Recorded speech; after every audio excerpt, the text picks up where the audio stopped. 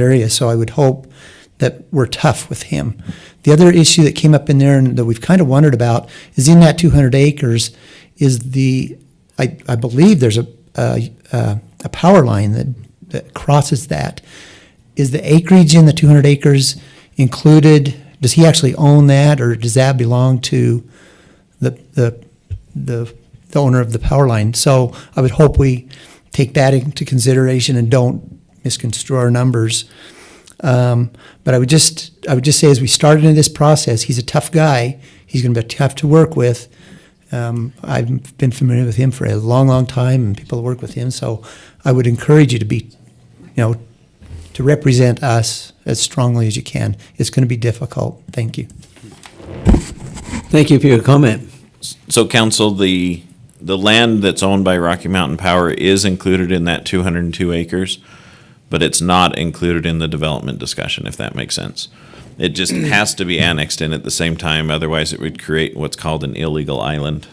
So we have to annex all of it, or we'd have to stop at the power line, essentially.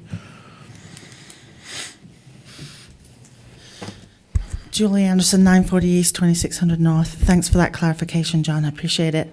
I just wanted to bring something up about the $10 an hour at Pleasant View Park. Our lacrosse team actually rents that because North Ogden will not allow the lacrosse to play in their city parks. And I had the responsibility of booking those, and it's actually not that bad. You can get it done in 15, 20 minutes, and I would book almost a 5-month period. And you have to get in early. If you don't, the Baca Park Basin, as they call it, is gone. And it works perfectly for our lacrosse kids because it kind of controls their balls and stuff. But I just wanted to bring to your attention that the Weber High lacrosse team is Thursday night, is playing in the semifinals of the playoffs. So they have 20 kids on their team right now, with more coming next year. And so I just wanted to give a big shout out to our lacrosse kids because they represent the city very, very well. So, and just thank you. Where's that game? I'm sure whatever they call it. I believe it's at the Big D field. I'm not. You let me know. I'll let you know where that is. 12th Yeah. Street. Yeah, I think it is on 12th Street. I believe so. I believe they're playing Judge Memorial, but I'll check. I've got the address. You access it from going by, Monroe, right? you go to the dinosaur park, or. Yeah, you I know. Hit Timbermine. Yeah, I know it's down there somewhere. I've never actually been to that particular field, but I'm not sure if that's where it is or not, because usually the playoffs, are kind of like midway, but I will get that information to you guys. Time, Julie? What's that? A time? I believe it's at 6, but I'm not sure. I don't have it right in front of me. But they had 3 all-state mentions and 3 honorable mentions. So, and I'll send you that information too, because these kids have really come a long way. And these kids have come through this program over all these years when we fought for a lacrosse area for them to play. So it is a growing sport. And in not next school year, but the school year after, it is being designated as a legitimate sport within the high school program. So a big shout out to those guys. Thank you. Thanks for bringing that to our attention. Appreciate that.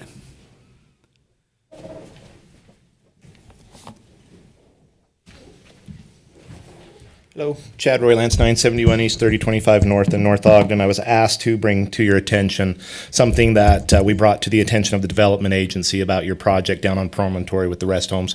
I don't know for sure, but can you tell me what that's zoned for that rest home, what zoning that is for that new development down there? What zoning category does that fall in? I'll pull up the map. I don't know off the top of my head. Okay. We have an issue with some light pollution going on down there affecting the residents that live around that. And I didn't think you should allow a development to have such large lighting that the people have to get blinds that are basically black in order to keep the light out from their house.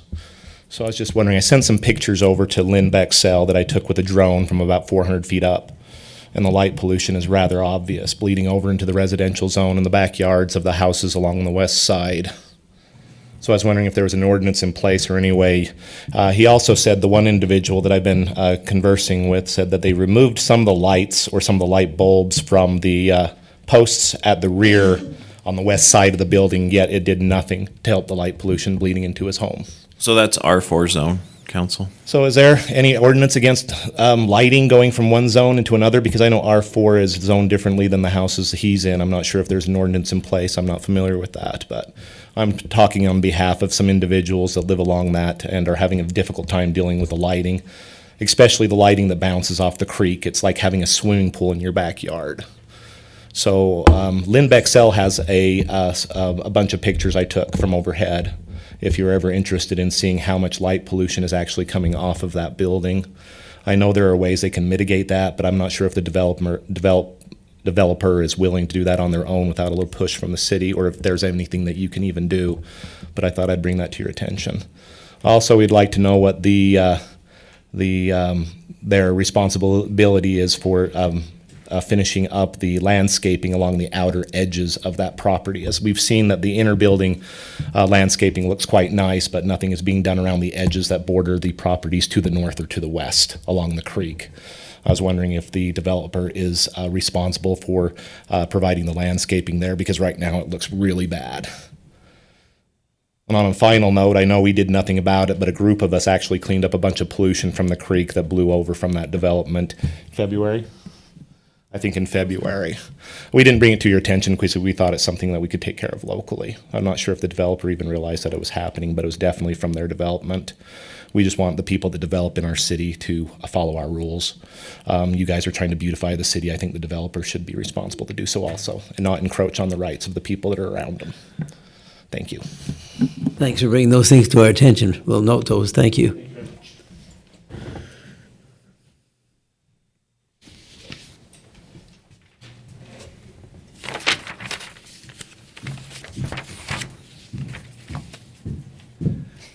Bob Buswell, 962 East, 3025 North. A couple questions.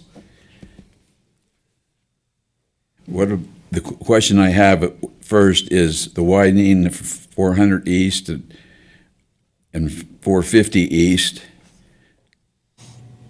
What will happen to this? How will the citizens get to their homes when that project's being done?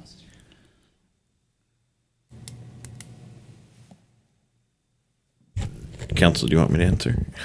Yeah.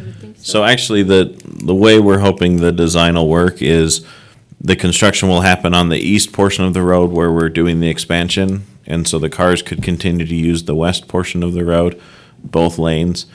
And then when we go to do the final overlay, and Lauren's here as well, who's the project manager for us on it, and so you can answer. He could give you more details, but the idea would be that it would still be open 2 lanes both ways until it was opened up as 4 lanes, 2 each way. So there shouldn't be any issue with residents getting up and down the hill. It'll be slower because it'll be tighter, but they'll still have full travel lanes and be able to make all movements in and out of driveways and things. So. Thank you. Now, the question I have, does it go from 2600 north to 3100 north? The plan is to go to 2850 at least, and if we have additional funds, we'll go further north, but we won't be able to get all the way to 3100 most likely. So we'll start heading up the hill. Thank you. Thank you for your questions.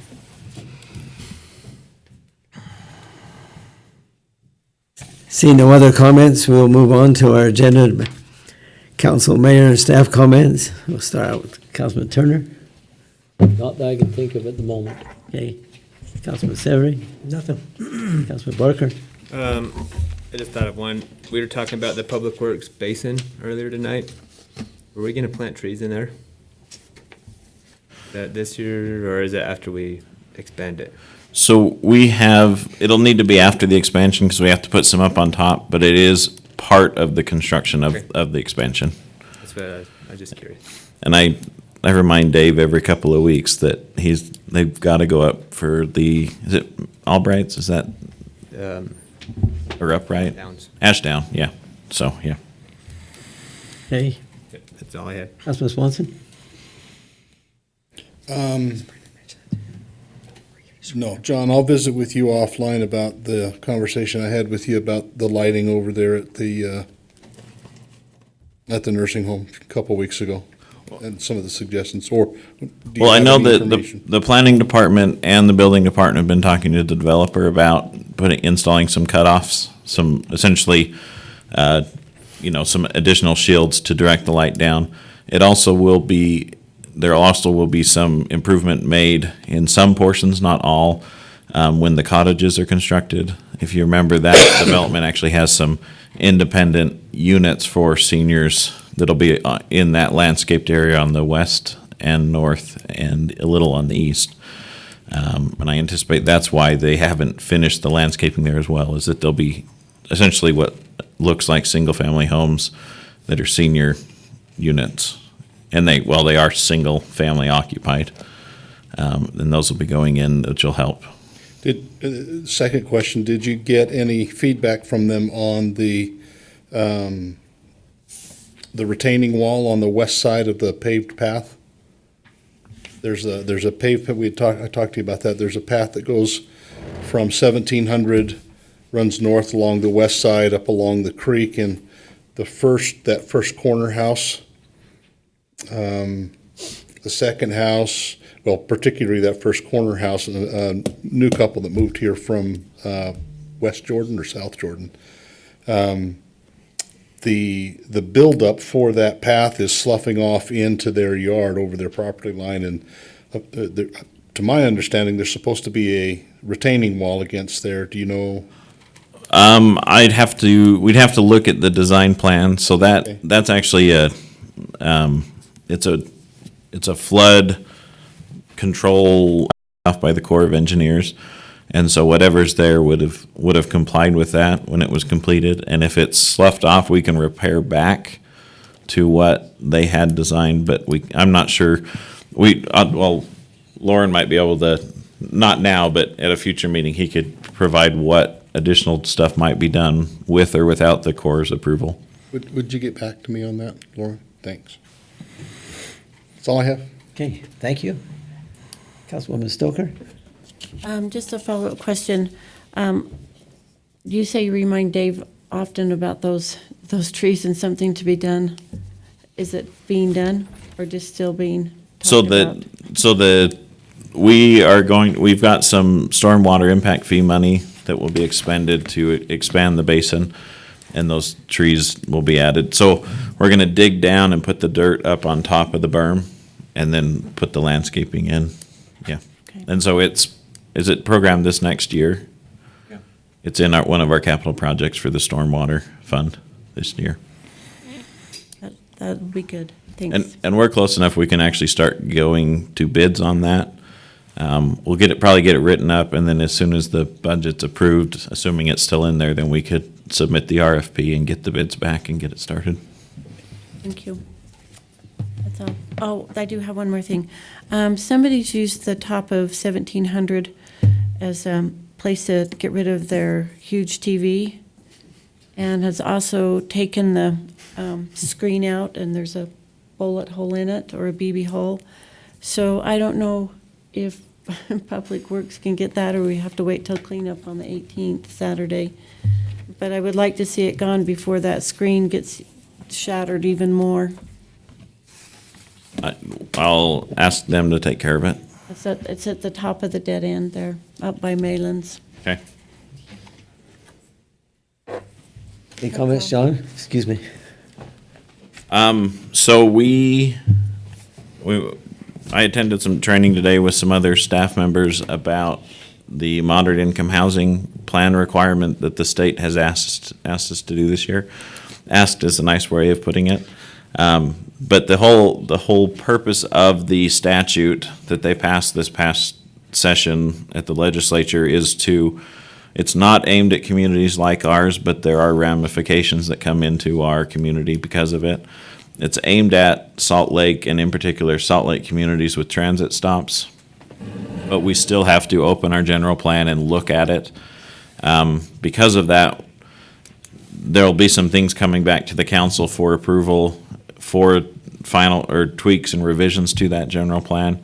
With that going on, we've also talked about looking at the transferable development rights to help preserve open space in different parts of the city. And we're looking at asking that group to opine on where are the sending zones, meaning the areas where we want to keep open space, and where are the receiving zones, which is the areas where we could move the density to. That's always, it's a double-edged sword, because you can't just create open space and not move the density someplace else. Moving the density is what helps finance the open space, unless the council wanted to do something like Park City did and pass a bond to buy the property or buy the conservation rights.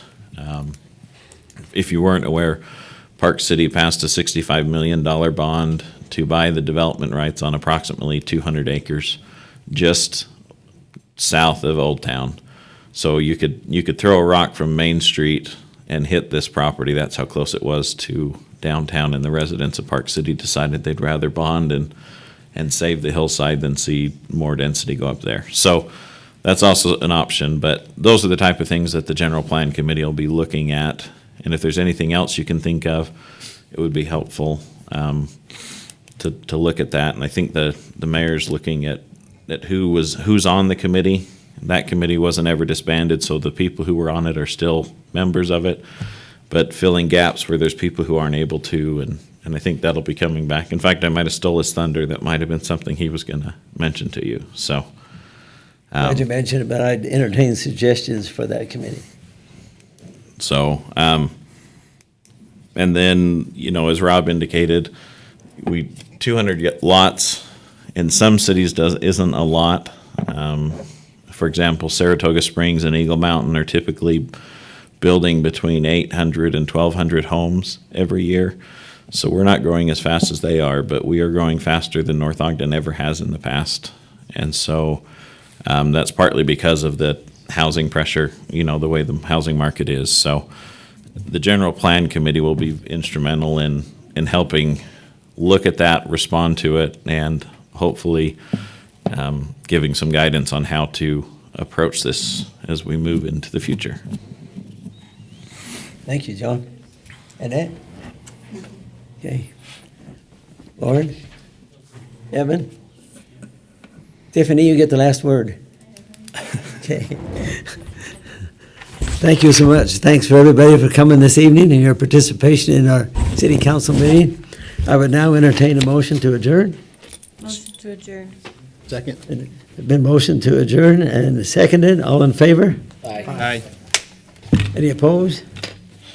Meeting adjourned.